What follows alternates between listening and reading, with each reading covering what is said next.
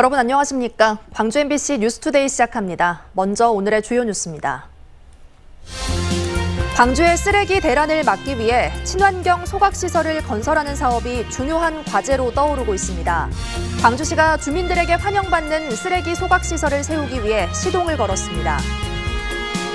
민주당 전당대회 결과 호남 출신 국회의원의 지도부 진출이 좌절되면서 호남의 정치적 고립이 가속화될 거란 우려가 커졌습니다. 국내 조선업이 호황을 맞고 있지만 정작 업계에서는 숙련공을 구하지 못하는 등 극심한 인력난으로 위기감이 커지고 있습니다. 와룡산지 습지 지정이 추진되면서 순천 지역 3대 생태축 구축 작업이 본격화되고 있습니다. 쓰레기 대란에 대비하기 위한 소각시설 건립이 광주시 최대 과제로 떠올랐습니다. 막대한 사업비가 필요하고 주민 동의가 반드시 전제돼야 하는 상황에서 광주시가 관련 예산을 수립하는 등 본격적인 준비 절차에 시동을 걸었습니다. 보도에 김영창 기자입니다. 지역민과 공존할 수 있는 친환경 쓰레기 소각시설을 추진 중인 광주시. 이를 위해 필요한 예산은 최대 4천억 원으로 토지 비용과 소각시설 건설비에다 주민 편의시설을 충분히 설치할 수 있도록 하려면 막대한 예산이 들 수밖에 없습니다. 광주시는 우선적으로 소각시설 건립에 필요한 예산을 책정하기 위해 전문 용역비 1억 5천만 원을 추경 예산안에 요청했습니다. 용역 예산이 무난하게 마련되면 광주시는 곧바로 용역 절차에 들어가 10개월 동안 소각시설의 적정 규모와 사업비, 주민 친화형 시설 설치 방안 등 구체적인 사업 계획을 세우기로 했습니다. 또 국내뿐 아니라 해외 사례를 토대로 주민 수용성 사례 조사를 거쳐 소각시설 입지 선정위원회를 꾸릴 계획입니다. 입지에 대한 타당성 조사 이런 부분들의 기초 조사들이 나오면 입지를 선정하는 공고를 할 계획입니다. 소각시설 건립을 위한 밑그림이 그려지면 내년 하반기쯤부터 자치구나 주민들의 신청을 받아 건설 후보지를 압축해 나갈 예정입니다. 다만 이 과정에서 소각시설 규모와 추진 방식, 환경영향평가 등의 자료를 공개해 주민들의 의견이 충분히 반영될 수 있는 틀이 마련돼야 한다는 지적이 나왔습니다. 쓰레기 종류, 방식 이런 것들에 대해서 그다음에 비용, 예산, 그다음에 추후에 이제 지역의 지원금 같은 것들이 지원이 될 텐데요. 이런 것들에 대해서 충분히 공개가 돼야 된다. 오는 2030년부터 전국적으로 쓰레기 직매립이 금지되고 기존 위생 매립장이 포화 상태로 치닫고 있어 쓰레기 대란이 우려되는 광주시. 주민 민원 발생을 최소화하고 지역민과 공존할 수 있는 광주형 소각시설이라는 새로운 모델을 제시할지 주목됩니다. MBC 뉴스 김영창입니다. 이재명 대표 체제를 구축한 이번 더불어민주당 전당대회는 호남 정치의 현실을 여실히 보여줬습니다. 민주당에서조차 변방으로 내몰리고 총선도 1년 반 앞으로 다가오면서 호남의 정치적 고립이 가속화할 우려도 큽니다. 보도에 한신구 기자입니다. 이번 더불어민주당 최고위원 경선의 비수도권 유일 후보로 도전장을 낸 송갑석 후보. 그렇지만 최종 득표율 10.81%로 7명 가운데 6위에 그치며 지도부 입성에 실패했습니다. 2020년 전북 출신의 한병도, 지난해 전남 서삼석 의원에 이어서 호남 출신 선출직 최고위원이 또 좌절된 겁니다. 이재명 신임 대표가 지명직 최고위원의 지역 안배 입장을 밝혔지만 실권도 약하고 당내 입지도 좁아서 지역을 대표하기에는 한계가 있습니다. 호남 지역을 포함해서 지방에 대한 최고위원 임명에 있어서 특별히 고려하겠다 이 말씀을 드린 적이 있습니다. 인재와 돈, 국가 정책의 수도권 쏠림 현상이 가속화하고 있는 상황. 지역을 대변하고 지역 발전을 견인할 대표성 있는 인물이 절실히 요구되고 있는데 현실은 이를 따라주지 못하고 있는 겁니다. 그만큼 지역 정치권이 중앙 무대에서나 지역 무대에서 제 역할을 못하고 있다는 반증의 다름 아닙니다. 특히 더불어민주당 창당 이후에 계파 중심의 당내 역학관계가 가속화하는데 호남 국회의원들은 자신의 정치적 위상이나 색깔을 보여주지 못하고 도토리 키재기식에 그만한 존재감을 보여주는 데 그쳤습니다. 호남의 역사적 정치적 위상에 걸맞는 존재감과 중량감, 역량을 갖춘 인물을 준비해야 할 숙제를 호남의 정치권에 던져주었습니다. 더욱이 총선이 1년 반 앞으로 다가왔고 친명계 위주의 새 지도부가 꾸려지면서 공천을 위한 수싸움과 계파 정치가 확산될 가능성이 커서 호남의 정치적 고립이 더욱 가속화할 수 있다는 지적도 있습니다. 호남의 정치력을 키우는 그런 노력과 또 우리 새로운 지도부가 국가 질병이라고 불리우는 균형발전 정책에 한치의 오차가 없었으면 하는. 대한민국은 물론 민주당 내에서조차 점차 변방으로 내몰리고 있는 호남의 정치권. 구심점도 존재감도 없고 각자 도생의 길을 걷고 있는 현실은 민주당에 대한 실망과 반감을 키우고 그만큼 지역 미래도 암울해질 수밖에 없습니다. MBC 뉴스 한신구입니다. 여름이 가고 가을이 성큼 다가온 게 느껴지시죠? 오늘도 비가 내리면서 날이 흐리겠고요. 큰 더위는 없겠습니다. 현재 레이더 영상 보시면 중부지방을 중심으로 비구름대가 지나고 있는 모습입니다. 지금은 광주와 전남 지역 비가 내리고 있지 않지만 낮부터 비구름대가 점차 유입되겠고요. 내일 오전까지 비가 이어지겠습니다. 예상되는 비의 양은 광주와 전남 전 지역에 5에서 40mm가량입니다. 어제는 찬 공기가 대기를 지배하면서 기온이 많이 낮았습니다. 평년 기온을 밑돌았는데요. 오늘 다시 평년 수준의 기온을 회복하겠습니다. 광주의 아침 기온 22도로 어제보다 2도가량 높은 기온으로 출발했고요. 한낮 기온 28도로 어제보단 4, 5도가량 높겠습니다. 날씨 정보였습니다. 지속적인 불황을 겪던 국내 조선업이 2008년 금융위기 이후 13년 만에 최대 수주를 달성하는 등 호황을 맞고 있습니다. 앞으로도 호황이 이어질 거란 전망이지만 정작 업계에서는 일할 사람이 없어 위기감이 커지고 있습니다. 박종호 기자가 보도합니다.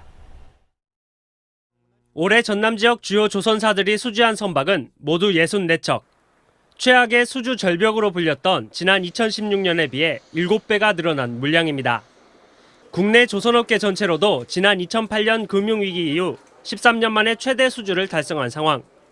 하지만 일할 사람은 없습니다. 불황 속에 물량과 임금이 감소하면서 숙련 인력들이 꾸준히 이탈했기 때문입니다.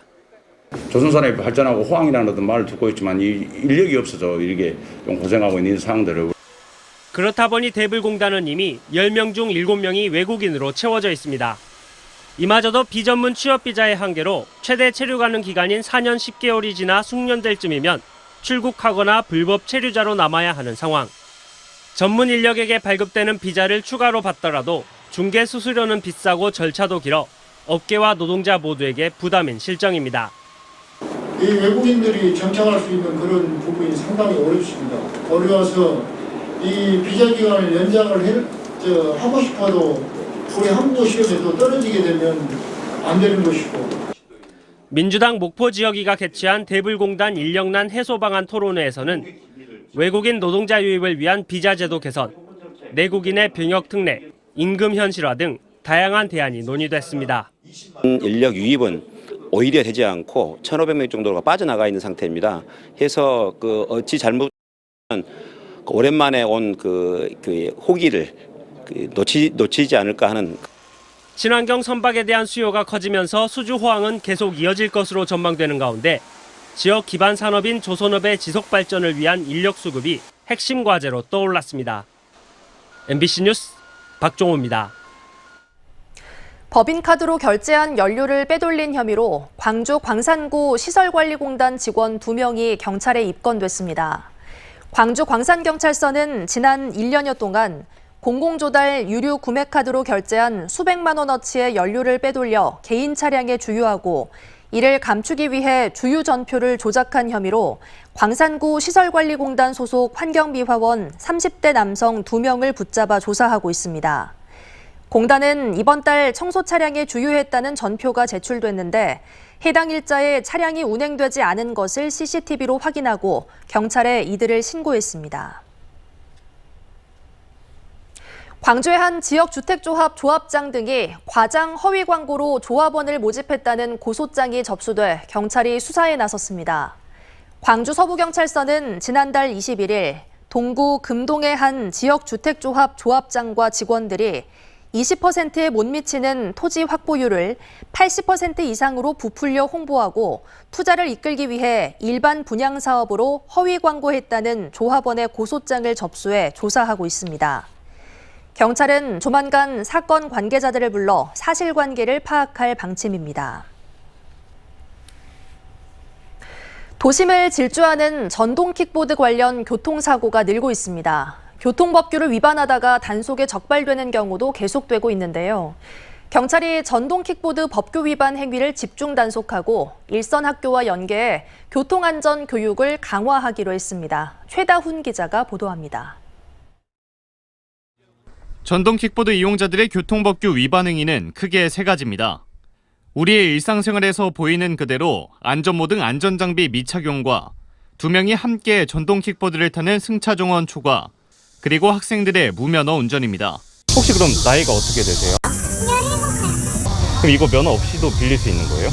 면허 없이 면허를 확인 안 해요. 하지만 학생들을 상대로 한 안전교육은 미흡합니다.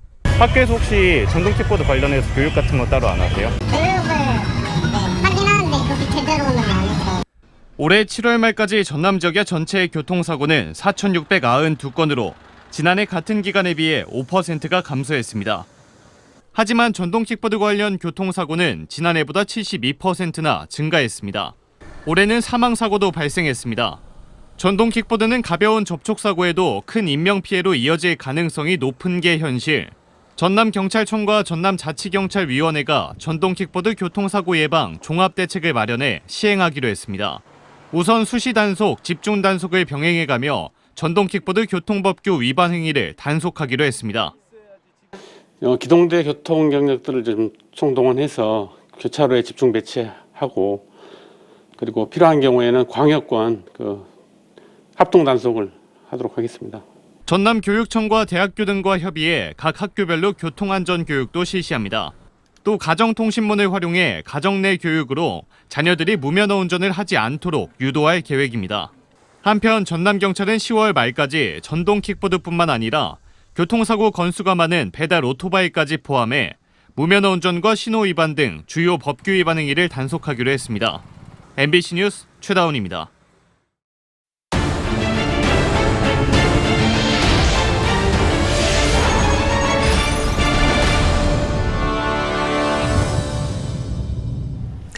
순천 지역의 3대 습지 생태축을 만드는 작업이 추진되고 있습니다. 산지에서 하구, 또 연안으로 이어지는 습지 생태축을 구축하는 건 전국에서 유일한데요. 산지형 저층 습지가 잘 보존된 와룡동 일대가 습지 보호 지역으로 지정되면 순천만, 동천 등과 연계될 것으로 전망됩니다. 최우식 기자가 보도합니다. 순천시 향동 와룡저수지에서 산길로 10여 분, 다시 걸어서 30여 분을 더 올라가자 와룡 산지 습지가 펼쳐집니다. 울창한 숲으로 둘러싸인 습지는 연중 건천 형태로 물을 머금고 있으면서 멸종위기 야생생물 7종과 천연기념물 2종 등 593종의 생물 다양성을 보여줍니다. 습지 보호지역 지정 요건과 람사르 습지 등록 기준을 충족하는 생태계의 보고로 대암산 용늪이나 신안 장도 습지처럼 전국에서 몇 안 되는 곳입니다. 국립생태원에서 그 생태 조사를 해보니까 하늘다람쥐 등 그 멸종위기종인데요. 멸종위기종뿐만 아니라 다양한 약 590여 종의 그 생물들이 서식한 걸로 그렇게 지금 조사가 됐거든요. 순천시는 이곳 수리봉 정상부에 산지 습지 지정을 추진하고 있습니다. 이곳은 거주민이 이주한 후 10년 이상 자연적으로 산지 저층 습지의 원형이 잘 보존된 지역으로 이미 환경부도 생태적 가치를 인정하고 있습니다. 해발 고도 500m, 0.9 제곱킬로미터 면적의 와룡 산지 습지는 경관적, 지형적, 지질학적으로 가치가 높은 것으로 평가받고 있습니다. 순천시는 전국에서 유일하게 와룡 산지 습지와 동천 하구 습지, 순천만 연안 습지 등 3대 습지가 공존하는 생태축을 완벽하게 갖춘 도시입니다. 이 습지를 많은 탐방객들이 와서 보고 느낄 수 있도록, 그다음에 다양한 그 생물 다양성에 대해서 그런 걸 좀 보고 체험할 수 있도록 그 최소한의 생태 탐방로를 좀 구축을 해서. 하지만 아직까지 와룡 습지 대부분이 사유지인데다 계속해서 진행되는 육지화를 막는 일은 무엇보다 서둘러 해결해야 할 과제입니다. 순천시는 오는 10월 환경부가 습지 보호지역으로 지정하면 곧바로 관리 계획을 수립해 습지 탐방 프로그램을 만든다는 구상입니다.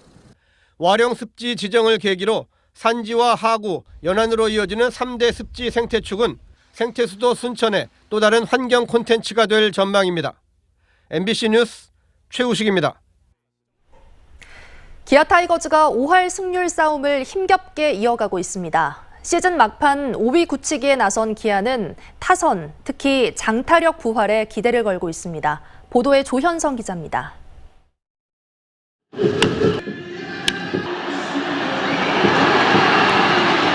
홈런 4방을 포함한 장단 17개의 안타.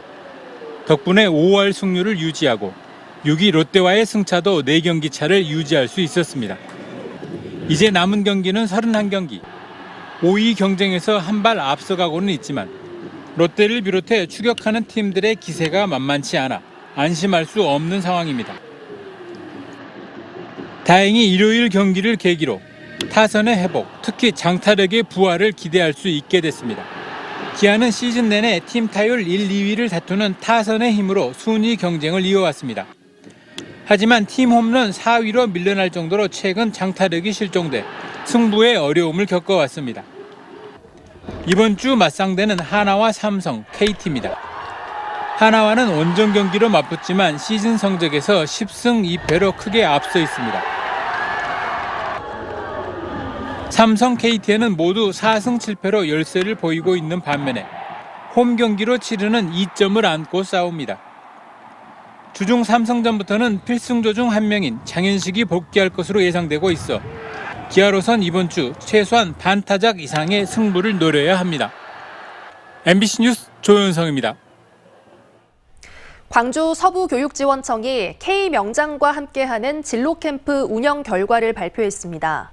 서부교육지원청은 보고회를 열고 페코노미와 미디어 아트, AI 코딩과 바이오 등 총 12개 분야 학생들의 작품을 선보이며 진로 캠프의 활동 과정과 결과를 설명했습니다.